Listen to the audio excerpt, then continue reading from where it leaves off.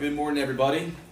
Good morning. Good morning. All right, come on. It's Friday. It's the last day of presentations. I'm 2 coffees deep. You can do better than that. Good morning, everybody. Good morning. There we go. I'm Justin Beagle. I'm Evan Maselli. I'm Tyler Stone. I'm Rachel Zalesnik. I'm Trey Hartsfield. And we are proud to bring you our marketing plan on how we believe we can take Major League Soccer to the next level. Now, before we get started, go over our agenda for this presentation. We're going to start with some MLS logistics, kind of tell you a little bit about our league and where we've come over the last couple of years. Then we're going to go into our insights, our situation, then our marketing plan itself, followed by promotion, and then final projections. Anyway, Major League Soccer we were started in 1993, and then in 1996 is when we had our first season. There were 10 teams back then, so obviously things have changed a little bit. And it was started by US Soccer, so that was important because that was how we got the World Cup in 1994. We currently have 20 teams and we're working on adding 3 in the next 2 years. There are 2 conferences, East Coast and West Coast. Most of the teams are in the US, but there are 3 in Canada. And it's a 34-game regular season lasting from March to November. Now on to our insights. So our first insight was that overall viewership is steadily growing. From our numbers in 2013-14 and what we have in 2015, for ESPN specifically, we've gone up 42% from 2013 to 14. And we can say this is because of the U.S. men's national team success in 2013. But before then, viewership was steadily decreasing, but now it's starting that upward trend again. And second insight that we found is that the viewership for our weekend games have been consistently much higher than that of our weekday games. For example, just this past weekend, a match between the Seattle Sounders and the Portland Timbers saw a viewership of about 309,000, which is much more than the weekend average, which is roughly 200,000. And in fact, the highest viewership for any game this season, Mr. Garber, I know you know this since you were at that game, back on Sunday, March 8th, when New York City FC played Orlando City FC, that had a total viewership of over 500,000, which is more than double what the average is. Meanwhile, the weekday average is about 150,000 and is much less sort of sporadic and has much less peaks in its viewership. All right, and our final insight is that scheduling consistency is very low with the MLS. And to prove that, we're going to play a little game. So, Dre, you are a Galaxy fan in the pink. What time do you play? Find the Galaxy one, the pink one. Find the Galaxy. When do you play? I play Wednesday at 9:30 p.m. All right, toss it back. Okay. Cole, you are a Salt Lake fan. What time do you play? Play Wednesday at 9:30. Wednesday at 9:30. Okay, who else go? Yeah. Chicago Fire, when do you play? Saturday at 3 o'clock. Mr. Garber, when does Salt Lake play? Without looking. Wednesday at 9:30. All right. Something like that. That's right. The point was, you have to find. It's very difficult trying to find all the times on this ball, which leads us. Next slide, please. This is the current scheduling format. As you can see, the games are spread out over the entire week, and it's very hard to find out when your team is going to play. So you might play on a Tuesday one week, but the next week you're going to be here on a Saturday. So it's just very inconsistent. You never know when your team is actually going to play. So, one of the theories that we found that supports this is Percy's theory of increased selectivity. So, as many of new technological developments have increased, they've tended to increase the ease with which people can be selective. And we find it much easier to avoid certain types of content when there are other types of content readily available. And the concept of selectivity is a major contributor in the societal changes throughout time and how we interact and expect all of our experiences to be. And so from that, we've concluded that creating a simpler way for people to watch soccer and at more regular times, that'll actually result in more people watching. So with that in mind, we have made a new schedule for the MLS. We are looking to put more games on weekend and make more games nationally televised and have them also simulcast on UMass Univision. help target our Hispanic and Spanish-speaking demographics. Now, on Thursday night, we intend to have an 8 p.m. game broadcast nationally on ESPN2 and Unimas. Friday night, we're looking to have another marquee matchup at 8 p.m., which will be on Fox Sports 1 and Unimas. And then we're looking at a lot of games on Sunday across the entire day. Make it Soccer Sunday.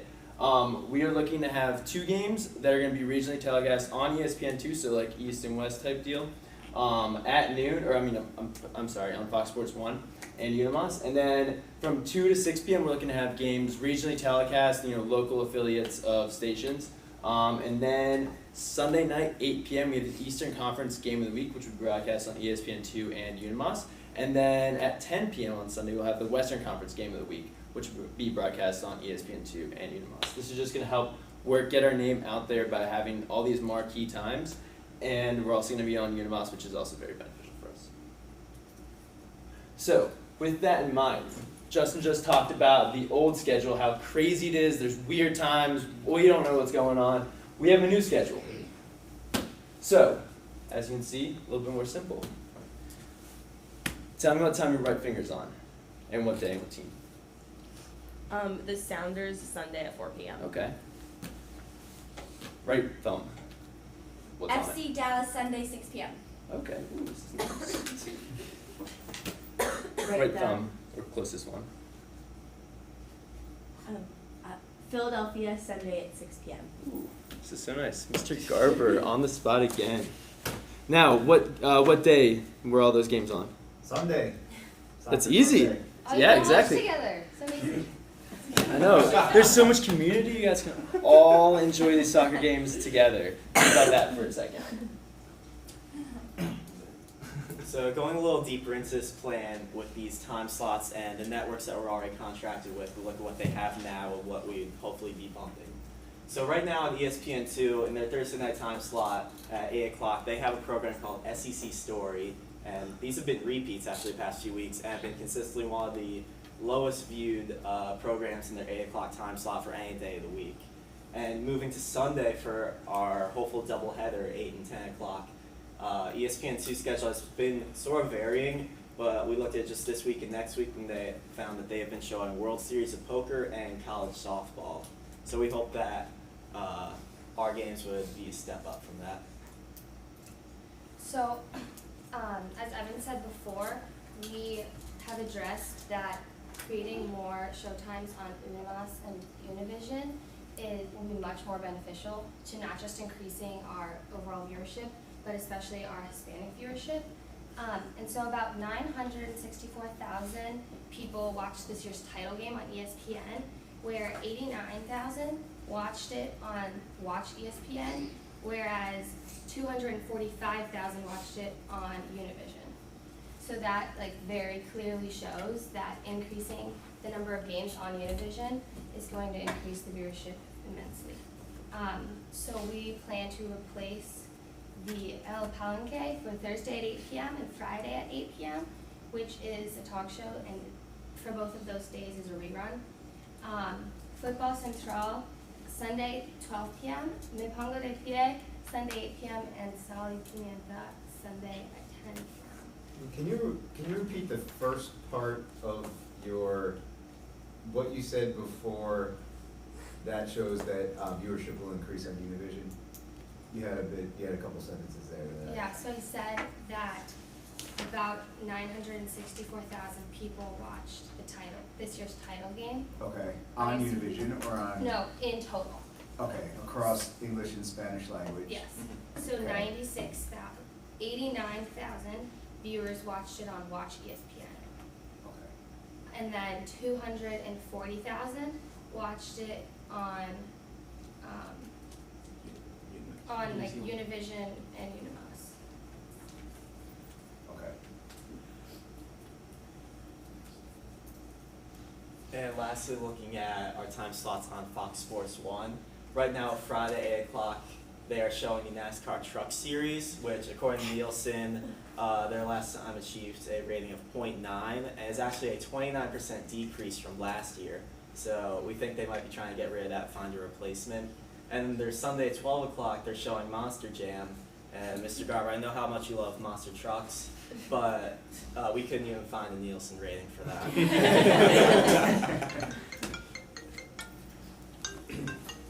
So we have many goals for what this is going to push towards, but one of the main ones is to make more opportunities for casual fans to tune in. We also have the goal of trying to focus our demographic, and we're trying to work on focusing on the Hispanic and Spanish-speaking demographic. Like Carrie said, huge viewership on Univision and Unimas. For the title game, we're looking to continue that. And then lastly, our main goal is to make it more available to find your favorite team. If your team plays, Thursday one week, Saturday the next week, then a Tuesday, it's really hard to keep track. By putting all these games on a specific weekend schedule, you know when your team is playing, and you're able to increase your fandom. Now, with that in mind, we kind of have a timeline for how we're going to implement this, how it's going to get going. First step is where we're at right now. This is in terms of television contracts. Our current contracts are $90 million a year annually. That's redundant. Annually. And ESPN accounts for about 2/3 of that. And then the last third go between Fox Sports 1 and Unimas and Univision. Now, we are looking to account for this increase of national televised games. We're looking to increase the contracts by about 50%. So by doing that, we increase the network's games shown. So specifically with Unimas and Univision, they go from 34 games this season to 170 games this season. And so we're planning on implementing this starting in the 2016 season. And one of the ways we're going to do that is through our different types of media. So this first example is the paid media. So we're planning on showing commercials exactly like this on all of our network affiliates. So ESPN2, Fox Sports 1, Unimas, Univision. Something simple like this, just date, time, matchup. We also plan to utilize our earned media to try to get the word out about this and sort of release these hashtags on Twitter as one idea to get people talking about it. For example, we haven't even started advertising this plan, but people are already tweeting about it. Don't know how that happens. That's MLS fan. Look at him. Yeah, he tweets us all the time, and he's so excited for hashtag Football Friday and MLS Takeover Thursday. So we believe there are plenty of fans like him out there that will help us get the word out and get excited about this new format. What's that handle? MLS fan? What's the actual handle? Rock on MLS. Man, shocked that wasn't taken yet. So then our last kind of media that we're going to focus on is our own media, using our Twitter, our Snapchat, and our Facebook. Twitter, you can see we just put out tweets exactly like the commercial. It's hashtag Football Friday with the matchup and time on channel. And Snapchat, we're already implementing this. We have player takeovers. There are also Snap stories where people will add their game experiences. There was one. Seattle and Portland did it, I believe, in the second week of this season. Yeah. People can submit their Snapchats to Snapchat Live, and then it's like those stories you always wake up to and have to go through 200 seconds worth of stuff.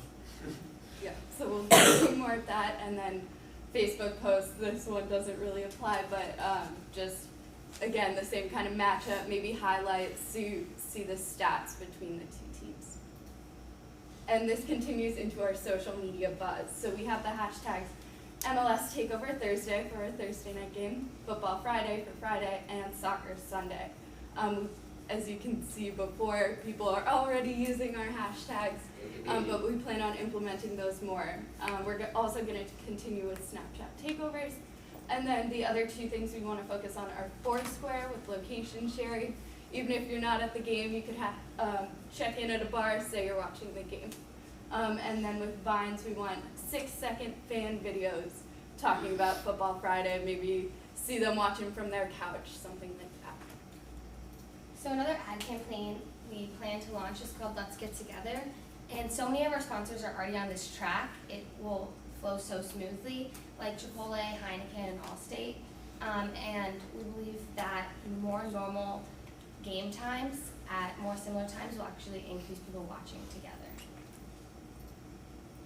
Now, in conclusion, how are we going to know if we succeeded in what we did? How? And our goals are we're going to evaluate at the end of the 2016 season. We're looking to increase Hispanic viewership up to 40%, and it's currently 34%, so that's a 6% increase. We think that's a sizable increase, but we also think that's a worthwhile increase. Now, we're also looking to get our average viewership across all of our networks, so that ESPN2, Fox Sports 1, MLS Univision, up to 300,000 average viewership. And right now it's currently 240,000, so that's a 60,000 person increase. We think that's also a very, very attainable task, and that's also going to help us as a whole. What does 40% Hispanic viewership mean? So 40% is out of our total 100% of demographics, so white, Black, Pacific Islander, et cetera, et cetera. We're looking to increase Hispanic viewership to be 40% of that pie. Is that's across all, because I would assume on Univision it's 100% or 95%, Yeah. right? So you're saying cumulatively? Yes, Yes. the general Yeah. demographic is 34% between Okay. MLS fans Okay, so, across all channels. okay. Between the three networks. Yep, and then this is because based on title game last year, you can see there's very strong support from the Hispanic demographic. Yeah. So that's why we want to work to capitalize on that. We want avid fans, we want even casual fans to be more passionate. So that's what a step in the process is. Hence why we're giving Unimas many more games Yeah, in this exactly. new deal.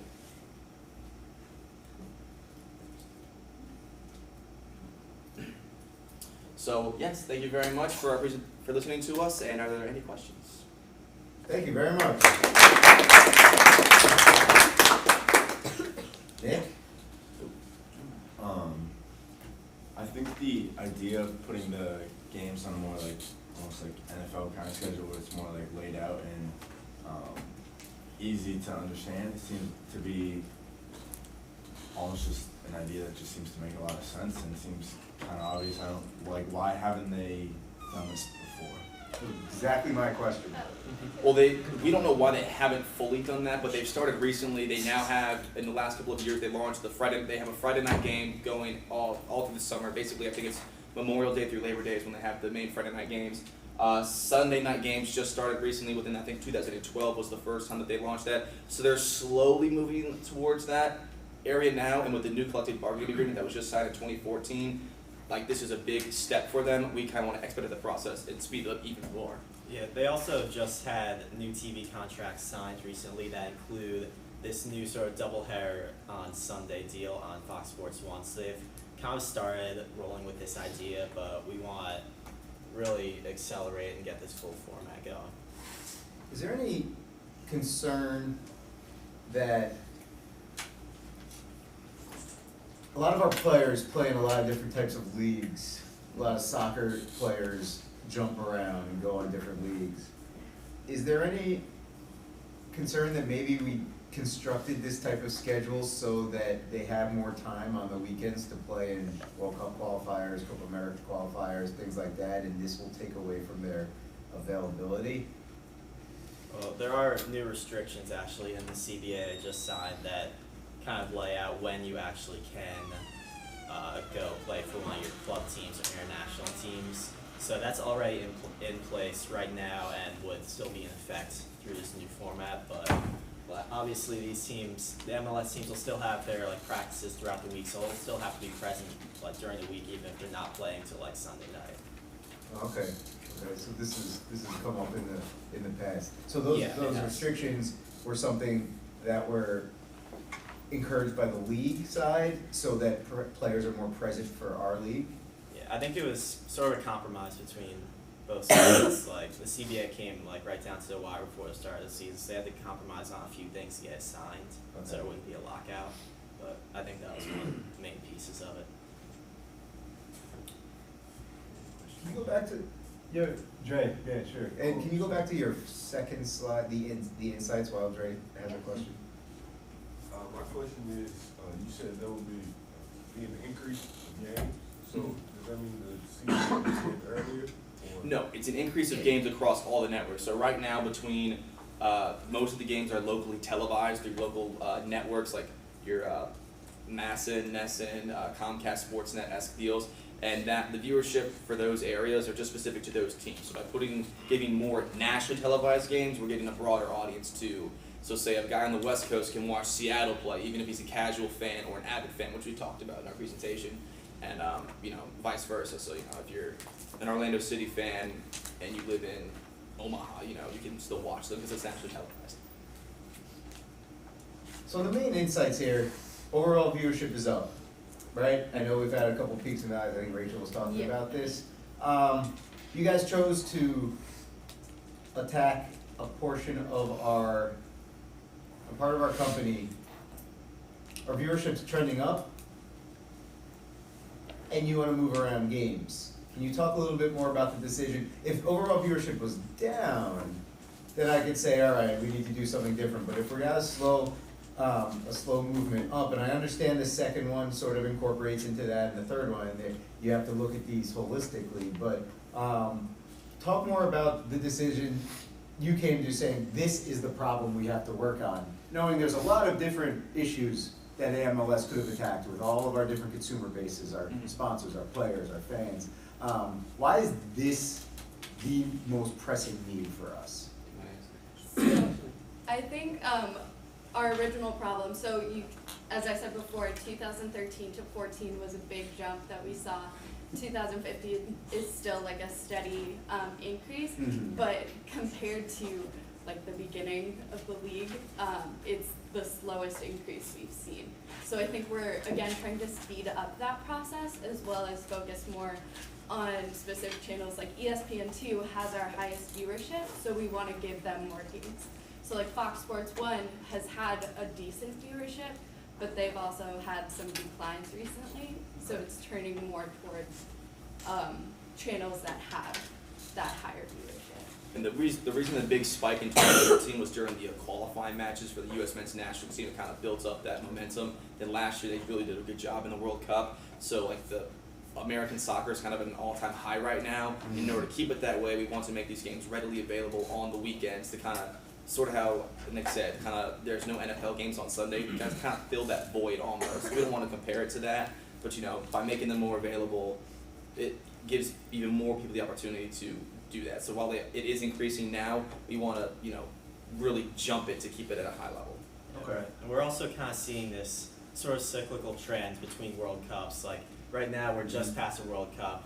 We're riding high right now, but we want to make sure we don't fall like in the sort of middle period. We want to sustain the growth and sort of break out of this trend and just keep like rising our viewership and popularity. What's the number one thing we have going for us as a brand?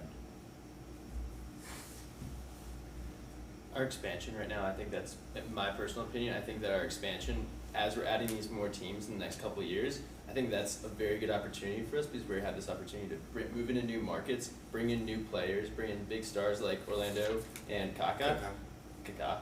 I think that's a huge opportunity. We're bringing in stars and bringing in new areas. I think that's kind of our biggest area of opportunity going forward, and I think that's how our plan helps integrate that, because we are trying to help make the nation more aware of all these new clubs that we have, all these new star players that we have, and going forward, everybody's gonna be able to have more access to what we're offering. Expansion is neat and all, but when the NHL expanded by like 5 teams back in the day, that's when they had their lockout. So, I mean, as good as expansion can be, wouldn't you be a little nervous about that? There's reason to be nervous, but it's a risk that I think we're willing to take. The NHL, I believe, has more teams than the MLS will have. We're going to be up around 22. We're going to be up around 22 2017.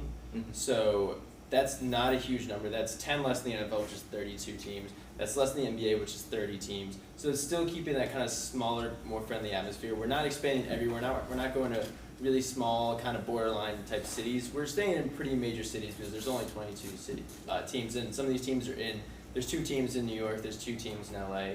So we're keeping to the bigger hubs, which and we're adding 1 team slowly but surely instead of just jumping in with 5 new teams. So Orlando City's a new team this year. Atlanta's going to get a team, Miami's going to get a team, and then we're going to have that 22-team structure by 2017. So instead of, I can see where you're talking about the concern, we kind of just throw in teams, but that's what we're, as MLS, we are slowly adding teams one at a time. So the MLS season is right now. Yeah. So you feel like placing the games on the weekend, you get the casual fan, but feel like it would kind of, with the playoffs going on and the weekend game, don't you feel like that would interfere? The thing is also NBA playoff games and NHL playoff games run through the week as well. So you're going to have a game Tuesday, a game Thursday, a couple travel times. And we anticipated that with this plan. So that's why we targeted ESPN2 and Fox Sports 1. We're not trying to go after TNT, TBS, where those other games, NBC Sports Network, where those games are being played. We just wanted to make it available. So, during commercial breaks, people are going to change possibly and go watch our game. Yeah, right. And going off of that, not sure if we made this clear, but this is applying just for the regular season, which lasts from March through September. Once we get into the normal playoff format, so when the NFL starts, we're going to have our usual adjusted schedule that doesn't interfere with the start of the NFL season. Any other questions? Okay, guys, thank you very much for your time.